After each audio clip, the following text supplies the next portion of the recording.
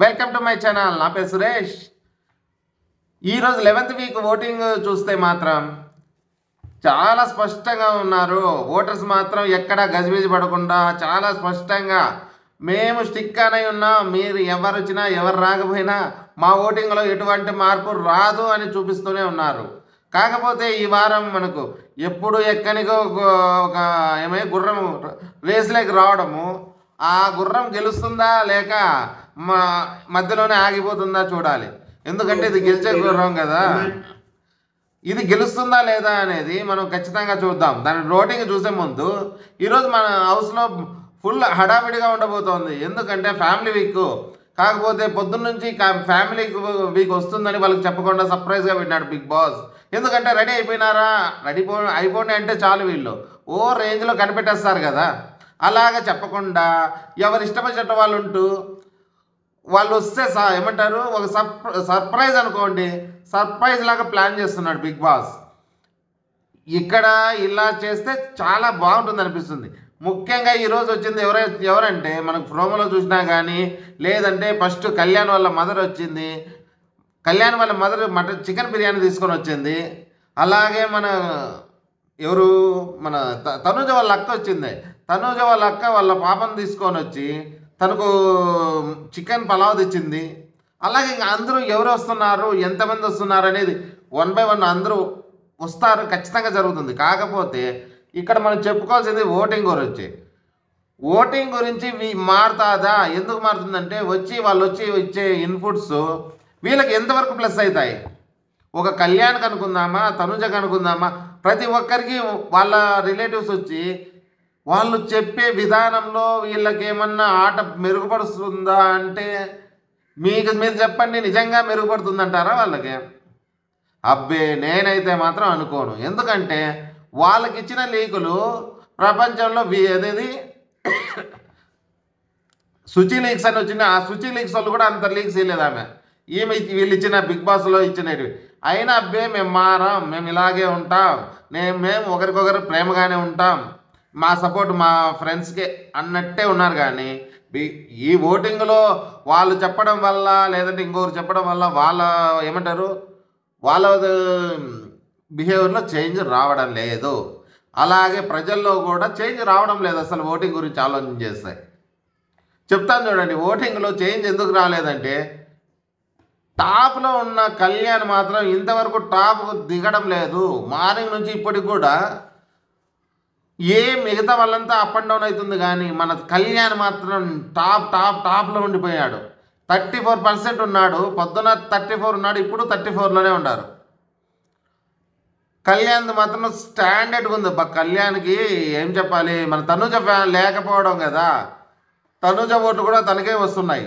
ఇక్కడ ఇంకా ఆలోచించాల్సింది ఇమ్మోది అందరూ ఏమనుకుంటున్నారు, అరే ఇమ్ము ఫ్యాన్స్ ఎక్కువ ఉన్నారు, చాలా బాగా కామెడీ చేస్తాడు, అన్నీ చేస్తాడు, తను టాప్ ఉన్నాడు అని చాలామంది మోసపోతున్నారు. దయచేసి ఎవ్వరూ అలా అనుకోద్దండి. ఇది అఫీషియల్ ఓటింగ్ వచ్చినాక మేము చెప్తున్నది. ఓటింగ్ మాత్రం స్టాండర్డ్గా ఎవరికి వేయాల్సిన వాళ్ళు స్టిక్ అనే ఉన్నారు. మీరు అలా అనుకొని ఓట్లకైనా పడ్డాయిలే మా వాడికని ఓట్లు వేయకపోతే మీరు మాత్రం దెబ్బతింటారు. ఇది మాత్రం గుర్తుపెట్టుకోండి. ఓకే, ఇప్పుడు ఓటింగ్ పరంగా 34లో టాప్లో మన ఈ పవన్ కళ్యాణ్ ఉంటే సెకండ్ మాత్రం ఇమానీలో వచ్చేసి 24%లో మనకు ఆ పొద్దున ఎలా ఉన్నాడు ఇప్పుడు కూడా అలాగే ఉన్నాడు. మార్నింగ్కి ఇప్పటికి ఒక 1% 1% కాదు 1% 2% పెరిగిందని చెప్పాలి. అలాగే నెక్స్ట్ భరణి గారు మాత్రము మార్నింగ్కి ఇప్పటికి 1% తగ్గుతుంది. మార్నింగ్ 17% ఉండే ఆయన ఇప్పుడు 16% ఉంది.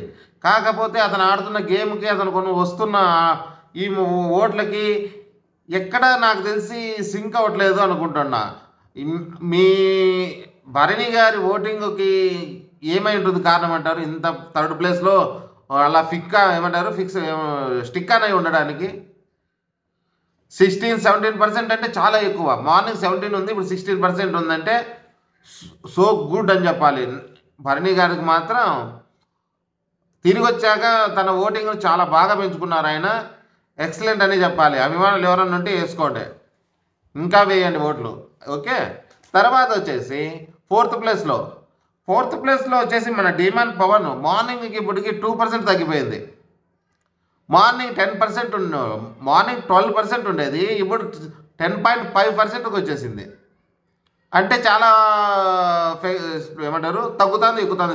తనకు మాత్రం 12 నుంచి 10కు రావడం అనేది ఈ అబ్బాయికి మాత్రం ఎక్కడో శాపం ఉంది. ఎందుకంటే నిన్న జరిగిన కొన్ని రీతుతో ఈ నిబ్బి పనుల వల్ల నాకు దెబ్బ కొట్టింది. లేదంటే మొన్న వచ్చిన బూస్ట్ ఉంది, దాన్ని కొద్దిసేపు కూడా ఆపుకోలేకపోయాడు అని చెప్పాలి. ఇప్పుడు ఓట్లలో ఖచ్చితంగా కనిపిస్తుంది మనకి పవన్కి. నిన్న చాలామంది చిరాకు తెప్పించాడు తను. నాలాగా అనుకునే వాళ్ళు మీరు నిజమా కాదో ఒక కామెంట్ వేసుకోండి తన గురించి.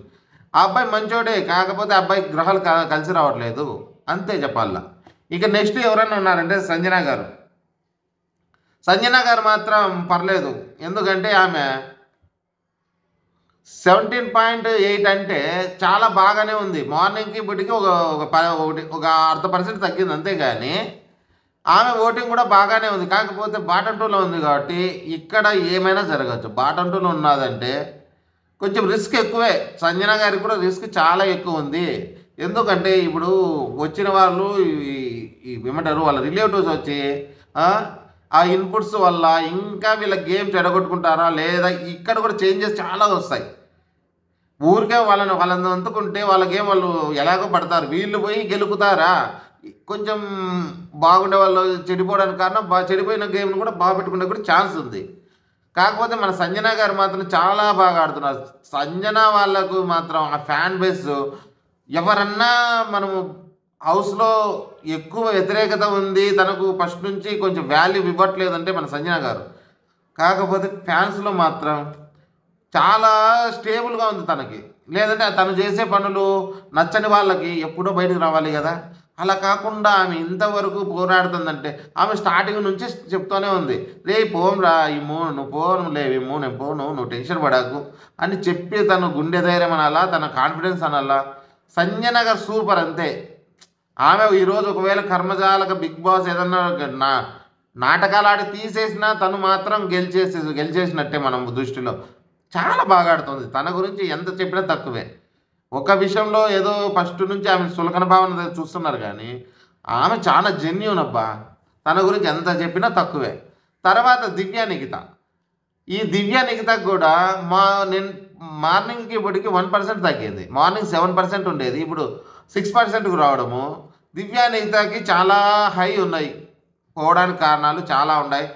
ఓటింగ్స్ గిన ఇలాగే కంటిన్యూ అయితే ఖచ్చితంగా దివ్యాకే స్పాట్. దివ్య ప్లస్ సంజన గారు వీరిద్దరిలో గ్యారెంటీ అని చెప్పచ్చు. కాకపోతే ఓట్లు మీరు అభిమానులు ఎవరైనా సరే ఉంటే ఖచ్చితంగా వేయండి, ఏమైనా జరగచ్చు. అంతేకాకుండా ఈ ఓటింగ్లో కూడా ఇది ఇప్పటికీ ఇదే ఉంటుందని గ్యారెంటీ లేదు. ముగింపుకు వచ్చేదలికే చాలా మార్పులు వస్తాయి. ఫస్ట్లో ఉన్నాడు కళ్యాణ్, సెకండ్లో ఉన్నాడు ఇమ్ము అనేసి మనము ఉంటే అటు ఇటు అవడానికి కారణం అవ్వచ్చు కూడా, ఛాన్సెస్ చాలా ఉన్నాయి. కాకపోతే 34కి 24కి చాలా దూరం ఉందని చెప్పాలి. 10% తేడా ఉంది కాబట్టి ఆ 10% అనేది బాటమ్ 2లో వాళ్ళు ముగ్గురికి లేదు ఆ 10% తేడా. అలాంటిది ఇమ్మోకు సెకండ్ ప్లేస్లోకి రావడము ఆయనకు తగ్గడం ఉండదు కానీ పెరిగే కూడా అలాగే కష్టమే ఉంది. ఇలా తక్కువకి రాలేడు, వీళ్ళకి పైకి పోయేకి ఒక 10% తేడా ఉంది. చాలా కష్టంగా ఉంది. ఇమ్ము కూడా ఫ్యాన్స్ ఖచ్చితంగా పడాలి. ఎందుకంటే ఇన్నాళ్ళు ఇమ్ము రాలేదు కాబట్టి ఇప్పుడు ఒక్కసారి వచ్చినా తనకు ఇంత మంచి ఓటు పడుతుందంటే మాత్రం ఇమ్ము సూపర్ అనాలి. ఎందుకంటే ఇమ్ము ఫ్యాన్స్ ఎక్కడ పోలే. ఆయన కామెడీ నచ్చిన వాళ్ళు తండ్రి చాలామంది ఉన్నారు, వాళ్ళు ఖచ్చితంగా వేస్తున్నారు. కాకపోతే ఫస్ట్ నుంచి అలవాటు చేసినట్టయితే టాప్లో ఉండవలసిన వాడు మనోడు. అలాంటి లేకుండా మనోడు ఇక్కడికి రాకపోవడం వల్ల ఏమంటారు దీంట్లోకి ఓటింగ్లోకి రాలేదు కాబట్టి ఇంత మాత్రం వస్తుందంటే కూడా పర్లేదు, ఎక్సలెంట్ అనాలి. బర్నీ గారు మనం గట్టిగా బాగా ప్లాన్ చేశారు మైక్ అన్నట్టున్నాడా, లేదంటే ఒరిజినల్ తన ఫ్యాన్స్ ఎవరైతే ఉన్నారో వాళ్ళు యుద్ధ ప్రాతిపదికన వేసేసినారో మనకు తెలియదు. మనం దాని గురించి మనం ఎక్కువ డిస్కషన్ చేయకూడదు. కాకపోతే బర్నీ గారి ఆట కూడా బాగుంది. ఇది ఈ వారం ఓటింగు. ఈ వారం స్పాట్ ఎవరికైనా పెట్టారంటే దివ్యాకి సంజన గారికి ఉండాలి. వీళ్ళిద్దరినీ కాకోకుండా కొంతమంది అంటున్నారు ఈ వారం నో ఎలిమినేషన్ ఉంటుంది, ఇది కదా హైలైట్, నో ఎలిమినేషన్ అవుతుంది ఈ వారము అని చెప్తున్నారు. ఎందుకంటే ఈ వారము వాళ్ళ దృష్టిలో ఏమనుకుంటున్నారు, ఇంకా పెద్ద తలకాయ పోతుంది, వీళ్ళిద్దరు కాకుండా ఇంకా వేరే తలకాయ వస్తుంది, ఆ తలకాయ పోకుండా కాపాడడానికి బిగ్ బాస్ ప్లాన్ చేసి నో ఎలిమినేషన్ పెట్టినాడు అంటున్నారు. అలా జరిగిందన్నా కానీ చాలా బాగుంటుంది గేమ్. లేదంటే అలా జరిగితే ఇంకా మామూలు ఎన్ని రోజులు నిలబెడతాడు చెప్పలేము. ఒకసారి జరగటానికి ఛాన్స్ ఉంది. ఎందుకంటే నో ఎలిమినేషన్ కంపల్సరీ ఒకటన్నా పెట్టాలి. పెడితేనే వాళ్ళలో కొంచెం ఒక మా ఊరికి వస్తుంది, అబ్బా బతికినాం, సాయిరా బతికిపోయామంటారు. ఏమంటారు, నిజమే కదా? ఇది ఈ టయానికి ఉన్నది. ఇప్పుడు ఒక టైం వచ్చేసి 1:30 ఉంది మధ్యాహ్నము. ఇక నుంచి ఎలా ఉంటుందో మళ్ళీ చూద్దాం. అంతవరకు మీకు ఈ వీడియో నచ్చినట్టయితే కామెంట్ చేయండి, లైక్ చేయండి, సబ్స్క్రైబ్ చేయండి. ఓకే, జై హింద్.